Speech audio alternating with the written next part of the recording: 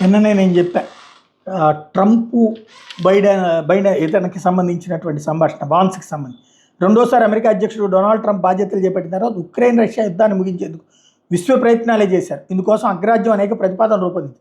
ఓ దశలో భారత బలగాలను ఉక్రెయిన్ సరిహద్దులో శాంతి దూతలుగా దించాలని ఉపాధ్యక్షుడు జేడీ వాన్స్ సూచించగా ట్రంప్ దాన్ని కొట్టిపారేశారు. తాజాగా విడుదలైన resume change inside the imperial presidency of Donald Trump పుస్తకంలో ఈ కీలక విషయాలు వెలుగులోకి వచ్చాయి. న్యూయార్క్ టైమ్స్ జర్నలిస్టులు మ్యాగీ హాబర్మన్, జొనాథన్ స్వాన్ కలిసి ఈ పుస్తకాన్ని రచించారు.